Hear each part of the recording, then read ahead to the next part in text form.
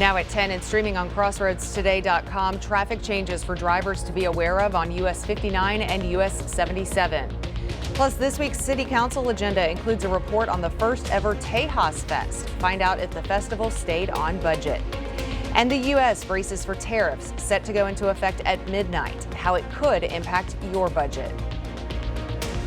We are looking for some very strong winds for tomorrow. As a matter of fact, today they were onshore. Tomorrow they'll be offshore. That's why all of this portion of Texas is under a red flag warning for fire danger. We'll be talking about that coming up. And Refugio Track and Field are ready to have multiple athletes reach the state championships again this year. We'll highlight the Refugio Track and Field team coming up in sports. You're watching 25 News Now at 10. Good evening and thank you for joining us. I'm Shauna Curry. Don Brubaker has the night off. A major traffic shift is coming to US 59 and US 77 as part of the ongoing highway widening project. Tomorrow, northbound traffic shifts onto new lanes near FM 446. Then on Wednesday, southbound traffic follows near Old Goliad Road. Both directions will be divided through the work zone with no left turns allowed, but turnarounds are open at key intersections. This $55.9 million project is expanding the highway to 4 lanes and is expected to wrap up in December. Drivers can expect delays, should follow speed limits, and stay alert in the work zone. A woman is hurt in an auto pedestrian accident this morning. Around 11 o'clock, the woman was hit by a vehicle outside the front doors of Walmart on Houston Highway. According to Victoria Police, she walked out of the store going toward the parking lot when she was hit. The driver of the truck claims he didn't see her. The woman was taken to the hospital to be treated for a broken leg. The accident is still under investigation. Victoria's City Council is taking a closer look at Tejas Fest after its first year in place of Boot Fest. Tomorrow night, they will review a report on the 2024 event and talk about possible changes for this coming year. Council will also consider a budget amendment to cover a deficit of over $142,000 from the event. That's more than Boot Fest's last 2 years combined. That festival faced criticism from the community for being in the red each year. And this brings us to our viewer poll for today. Was Tejas Fest worth the cost? Yes, it was a great event. No, too much taxpayer money was spent. Maybe, but changes are needed. Or I didn't attend. We want to hear from you. Visit crossroadstoday.com/vote to take part. And all evening, it's been significantly weighing on I didn't attend. So it appears that a lot of our viewers did not attend Tejas Fest this year. So, of course, we'll follow this and let you know what the council discusses at their meeting tomorrow. And if you have not voted, please do so, and we appreciate your vote. West Texas is seeing a record number of measles cases this year, stemming from an outbreak in Gaines County. 25 News Now reporter Trenton Whiting joins us with an update on Victoria County's response to the spreading disease. Trenton? Shauna, the 2025 measles outbreak has many Texas healthcare professionals concerned, but Victoria County seems to have a handle on the illness. Victoria County Health Department Director David Gonzalez says there are no suspected or confirmed measles cases in the county.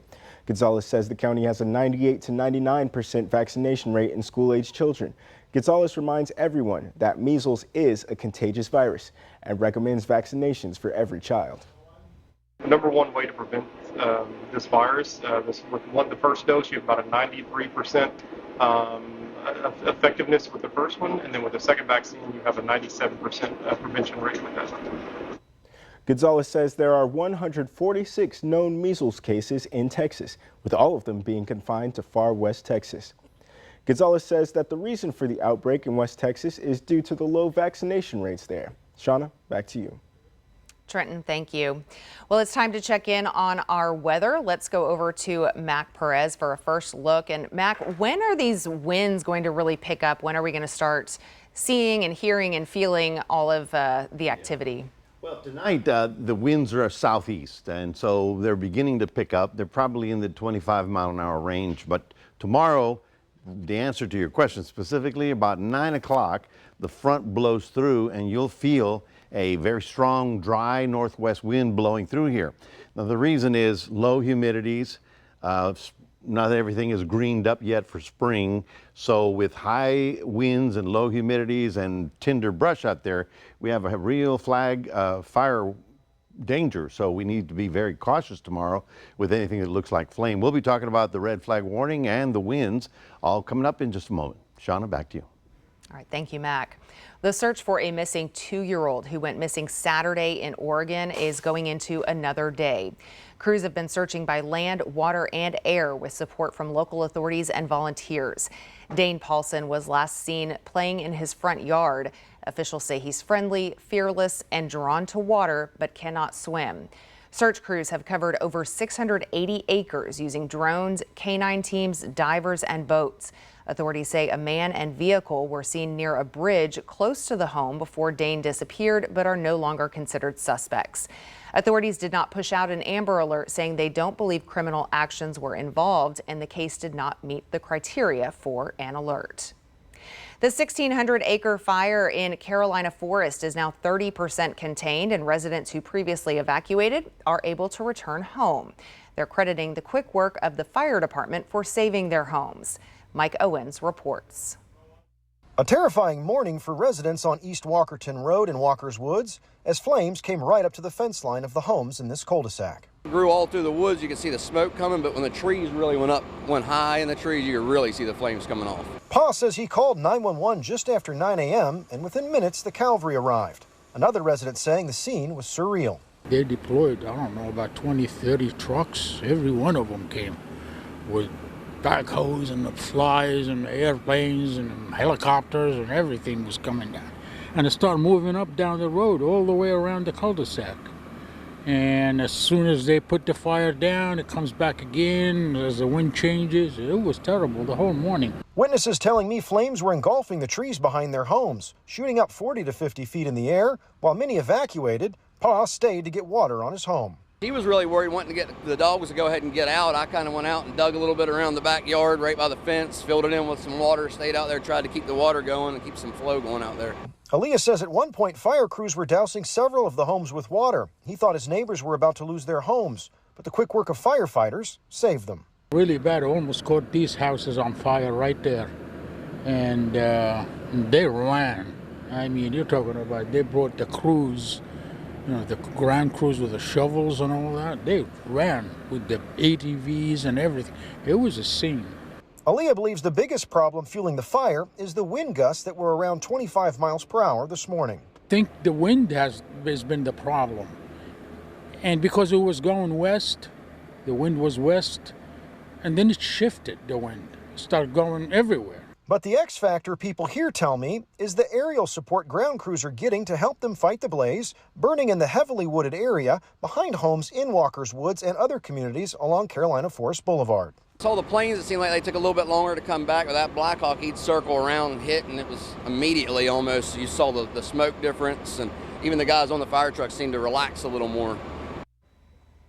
Texas House and Senate lawmakers have laid out their property tax cut proposals. You can see how they compare by reading the full Texas Tribune article on our website, crossroadstoday.com.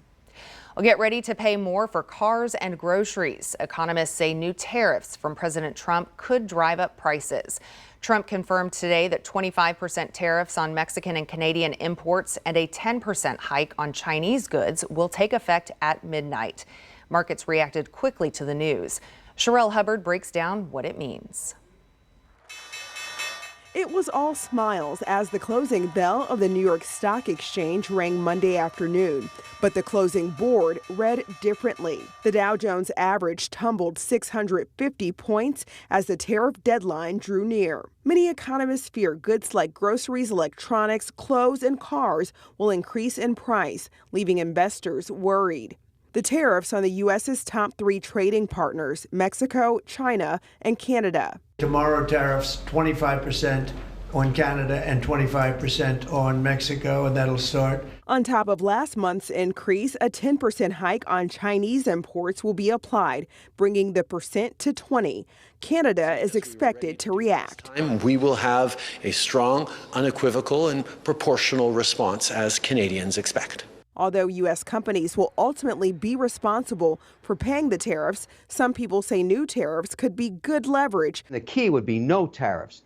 But to get there, there's a negotiation. He's starting that negotiation. The Trump administration argues that tariffs will stimulate U.S. production. So what they have to do is build their car plants, frankly, and other things in the United States, in which case they have no tariffs. So the idea is come to America, build greatness in America, build for the American customers in order to bring production to America. I'm Sherelle Hubbard reporting. President Trump was asked by reporters earlier if the tariffs could be avoided, to which he answered that there is no room left for negotiations to avoid the tariffs taking hold. Trump said he's using tariffs to, quote, punish countries that he says were taking from the U.S. economy without giving enough in return. Remember to subscribe to our YouTube channel, Crossroads Today. Hit the like button and click the notification bells to be sure to receive alerts. Well, stay with us. Coming up on 25 News Now at 10, Fort Moore is getting its old name back, but this time it's honoring a very different Benning. Plus, rallies today against the Trump administration's cuts to government jobs. Federal workers bracing for yet another round of layoffs with a midnight deadline approaching.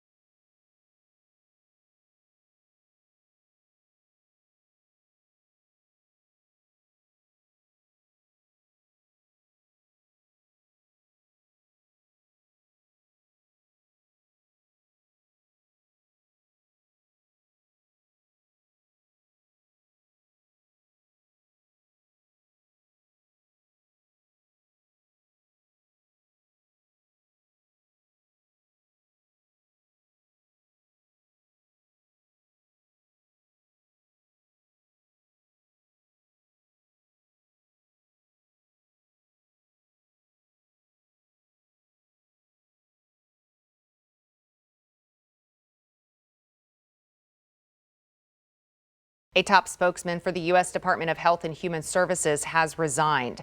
Thomas Corey abruptly quit on Friday, making his announcement in a post on LinkedIn. Corey was Assistant Secretary of Public Affairs. Reports allege he quit amid a conflict with HHS Secretary Robert F. Kennedy Jr. and his principal deputy chief of staff. Politico reported disagreements include the management of the agency amid the growing measles outbreak here in Texas. On Monday, an HHS spokesperson declined to comment. Georgia's Fort Moore will once again be called Fort Benning. However, the base will no longer be named for Confederate General Henry Benning. Instead, Defense Secretary Pete Hegseth says it pays tribute to Fred G. Benning, a World War I corporal who was awarded the Distinguished Service Cross. It's the second Army base Hegseth has renamed. Fort Benning's name was changed to Fort Moore back in 2023 in honor of retired Lieutenant General Harold Hal Moore, a commander of the Vietnam War, and his wife, Julia. Rallies today in support of federal workers as the Trump administration cuts government jobs. The mass federal firings raising the levels of uncertainty for government workers. Many bracing for more layoffs as some receive a second wave of emails demanding a reply by midnight tonight, telling them to list 5 tasks they completed at work last week. ABC's Rena Roy has the latest. When we fight, we win! From Connecticut and Maryland to the nation's capital, federal workers taking to the streets fighting against the mass firings of government employees as the Trump administration works to shrink the federal government. I've got a very clear message for Donald Trump, Elon Musk, and MAGA. Hands off NOAA! Hundreds of scientists with the National Oceanic Atmospheric Administration are among those recently let go. NOAA provides weather forecasts and storm warnings as well as climate monitoring. This is such a dangerous thing. You're playing games, really, with potentially life-saving information to go out to people, or making that harder to get out to people. Thousands of workers receiving a second wave of emails demanding by Monday night to list 5 tasks they completed at work last week. Elon Musk saying those who fail to respond will be fired. The Department of Education also giving workers a Monday deadline to accept a payment of up to $25,000 to voluntarily resign or retire, according to a memo obtained by ABC News. And the Social Security Administration, which provides key benefits to older Americans, saying it plans to cut 7,000 workers. New York Governor Kathy Hochul hosting a roundtable today with some impacted government workers. I served my nation for 20 years in the Army. I raised my hand again to accept this job in the federal system, thinking that there would be some stability in it. The governor saying New York has 7,000 available jobs, encouraging those who have been let go to apply. New York does want you. New York needs you. Come work in the greatest state in the nation. The Department of Government Efficiency says it has saved $105 billion, but experts say that number cannot be verified, that the site has only posted what the agency says is 30% of the supporting receipts. Rena Roy, ABC News, New York. Former World Wrestling Entertainment executive Linda McMahon has been confirmed to lead the Department of Education. The Senate voted this evening 51-45 along party lines to confirm McMahon as Education Secretary. McMahon was a co-chair of Trump's recent presidential transition team and head of the Small Business Administration during his first term. She stepped down from the SBA post in 2019 to lead the pro-Trump America First Action Super PAC. At a Senate confirmation hearing, McMahon said that any effort to eliminate the Education Department would require congressional approval and vowed to return education to the states. Well, we're getting ready for some interesting weather. First of all, you see up here Wichita Falls, Abilene, severe thunderstorms, impossible tornadoes in that area tonight. Now, the tail end of that front will start pushing down to the southwest, and that's what's going to be passing through here about 9 o'clock tomorrow morning. We're going to get wind and some very dry air behind it, so we're under a fire danger. We'll talk more about it coming up after this.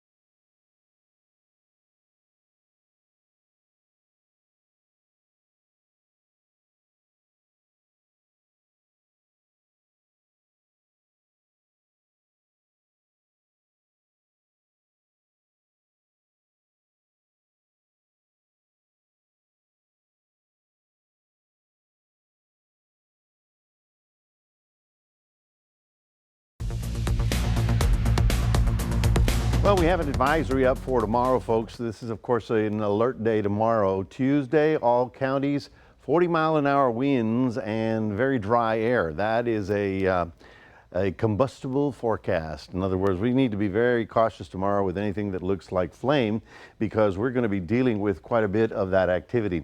Right now, our temperature is running right at about 72 degrees, and the winds are at 15 to 20 miles an hour. This isn't the main event. The main event is tomorrow morning. We'll talk about that in a second. And our high today got up to 80 degrees, and our low this morning, 63. We're not going to be much cooler than that. In fact, we'll be mid to upper 60s tonight, not at all cold. Taking a look at our satellite view, you can see how we've got sort of two things going. First of all, the Gulf air is rolling northbound, taking all that humidity north. And second of all, you've got the high level winds bringing in the cloud deck. And of course, the combination of those two right here has already begun to be a problem. Actually, this is a tornado watch out for tonight, and it's from Oklahoma City, Wichita Falls, Abilene, almost to the Sonora Interstate 10 area out in far west Texas. But this line right here is the dry line that will blow through our area tomorrow morning, and certainly by 8 or 9 o'clock in the morning, winds will come out of the northwest and be very strong. Very dry also. It'll be kind of Arizona desert air. That's why all of these counties, basically Austin, the Crossroads, all the way down to Del Rio, we are under a red flag warning. Now, red flag warning means a high fire danger, so even hot exhaust on your pickup truck and some dry grass could be a problem. Obviously, cigarettes, needless to say, we need to worry about those. So let's be very cautious, because can you imagine if a fire takes off, a wildfire? How are we going to stop it if the winds are blowing at 40 miles an hour? So that's something that we'll be dealing with for tomorrow, and that of course includes Victoria County. Still on the windy side to the northeast, however, not so much in the red flag warning. Now, here's sort of the good news and the bad news. This is the drought monitor that comes out every week. You can see how in Victoria County, we're not in the extreme drought, which is extreme. But all of this area from Canyon Lake all the way to Uvalde is in an extreme drought. And this is where the water begins for our rivers. So we need to be very cautious, or no, we need to pray that we'll get some rain up here, because we may have good river levels here now, but if nothing comes in over here, nothing's going to be flowing down. So we need to be, shall we say, a little cautious. This system tonight is not going to bring us a lot of rain, but right now it could bring some volatile weather to northwestern sides of the state. There you see the front already crossing in the Big Bend and should be in through our region by about 9 o'clock at night. This is a monster storm right here. It's coming out of the Rockies. It's going to go east, so we're not going to get any real cold out of this, but we get a sliver of hope that we may get some showers as it comes through early in the morning. So tonight on the muggy side, because of that strong southeast wind, getting down to about 69 as a low temperature tomorrow. Yes, nice and warm, 85 degrees for us. 77 in Austin, because that's when that north wind starts to kick in. Take a look at your day planner for tomorrow in Port Lavaca. You're going to get up to 83, possible shower in the morning, but then sunny and dry all day long. Cuero, same thing, possible shower in the morning, sunny and dry all day long. And your 7-day forecast after that's over will be a slightly cooler, but very dry and sunny through Wednesday, Thursday, and Friday of this week. That's your 7-day forecast, reminding everybody we do have a QR code.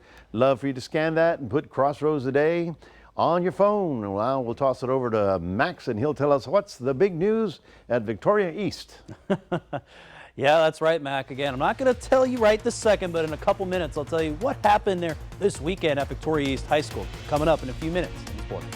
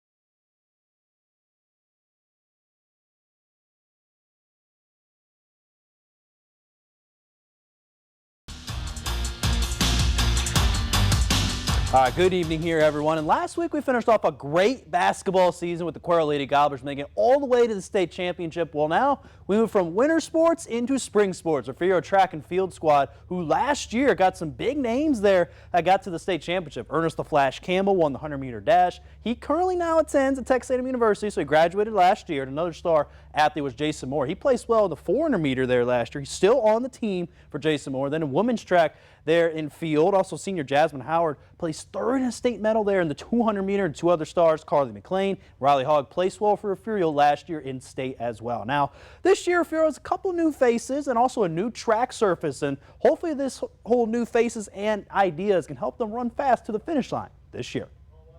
I look forward to just working together and being better than we were last year and going and being strong all together, because without everyone, then we can't win another championship.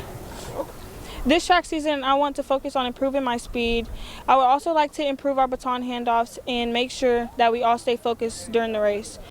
And you heard there from Lewis and Howard. They just want to, again, improve on a couple things, make that another run to state. And again, you're going to hear more as we go on, as later on we might have someone be an athlete of the week there from Fierro Track and Field. So a little sneak peek going on there for Thursday night. Now over to some football news, where Victoria East hired a new defensive coordinator, and Alan Salinas here this past week. And Salinas was originally part of the Calhoun coaching staff with former head coach Richard Whittaker for the past 16 years. Now he was the defensive coordinator though for Calhoun, however, for the past 4 years. So again, he helped out on the staff, was defensive coordinator for the past 4 years for Calhoun. He's excited to join this program because he's always wanted to be back here in Victoria, as he currently has lived here in Victoria for the past 8 years. Now Victoria East to Victoria West, where the West Warriors had 6 qualifiers beat for the boys' state powerlifting meet, which is going to be held on March 22nd in Abilene, Texas. First lifter there you see on your screen, Blody Flores is going to compete in the 114-pound weight class. Then Elijah Bland will compete in the 132-pound weight class. Noah Nebrandt, the 198-pound weight class. Caden Leo with a 220-pound weight class. Braden Garland, also 220-pound weight class. And then Braden Mayer also will be there in the 308-pound weight class. So congrats to all these guys for going to state and for West. They also finished first place and got regional champs there this past weekend. And boys head coach Zach Moeller was named Region 5 Coach of the Year. And then finally tonight, the Cuero Gobblers baseball team faced the Columbus Cardinals at home. This game did get moved to today because the Columbus boys basketball team is going to play in the state semifinals tomorrow night. So early in this game, though, Columbus made a lot of errors, had a lot of wild pitches, some missed throws out to the outfield, and the Gobblers would take advantage. Got up there 2-0, and that would be enough as the Gobblers would win this game at the end of the day. They'll be back in action there later in the week. That's going to do it here in sports. Shauna, back to you. All right, well, stay with us. Coming up on 25 News now at 10, we'll take a last look at your weather forecast, plus samba, sequins, and wagging tails. Don't miss this unique Carnival tradition. Tonight, Ben Stiller, Regina Hall, music from Fantagram, and Guillermo gets everybody all tequila'd up at the Oscars. Next on Jimmy Kimmel Live.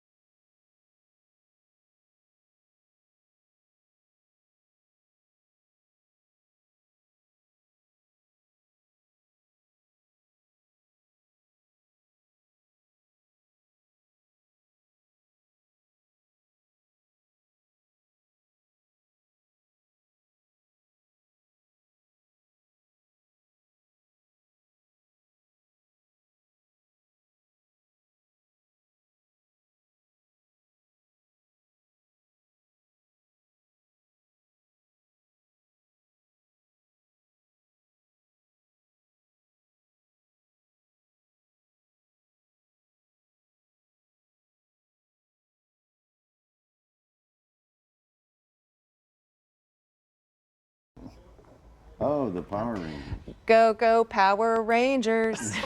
Yeah. Well, police officers in São Paulo, Brazil went undercover during Carnival over the weekend to catch some bad guys. At the street parties, the civil police agents dressed as Power Rangers, a clown, and a priest. They arrested at least 7 men. One of the suspects had allegedly stolen several cell phones and was part of a gang. Pretty interesting way to go undercover. Well, as Rio de Janeiro's Carnival celebrations kicked off Saturday, dozens of dogs dressed as superheroes, clowns, and cartoon characters. Maybe some of them were Power Rangers. They paraded alongside their owners in one of the city's most beloved canine street parties. About 100 dogs wagged their tails to samba music and socialized at the so-called Blacoa street party, where about 300 people and their pets gathered in one of the neighborhoods on Rio's west side. The name Blacoa is a combination of Bloco, which means Carnival street party, and Coa, which means dog in Portuguese.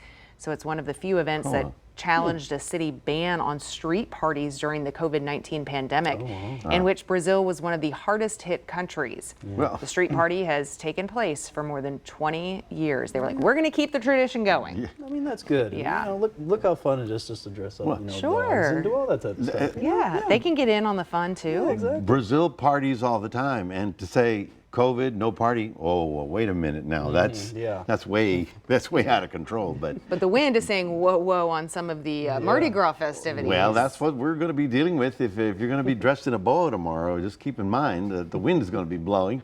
We're looking at some rather strong winds blowing in around 8 or 9 o'clock, somewhere around there. They'll be out of the northwest at 40 miles an hour. So I'm talking howling winds tomorrow afternoon. You know, signs, trash cans, things, patio furniture, they're going to be blowing around as well. So keep that in mind. The chance for rain is very slight early in the morning. The rest of the day will be dry, arid, dry. It'll feel like, you know, like we're visiting Tucson, Arizona. It'll be that dry tomorrow afternoon, and it will get up to 85. A little bit cooler Wednesday, Thursday, but still on the sunny and dry side. All right, keep those hats on and time down. Well, it's time to celebrate the music genre that we all know, from the training field to the football stadium. Tuesday is National Marching Band Day. The day is set aside to honor the genre's musicians and composers, as well as its performers. The regular and powerful rhythm of the music keeps marching bands from military to high school and college and others in unison and on the move. Bands are, of course, staples at football games and parades. So to celebrate, you can support a local marching music group. We have several of them at our high school. Oh, yeah. Absolutely. All right. Well, thanks for joining us. Be sure to join Carolina and Parker at 5 a.m. for Sunrise.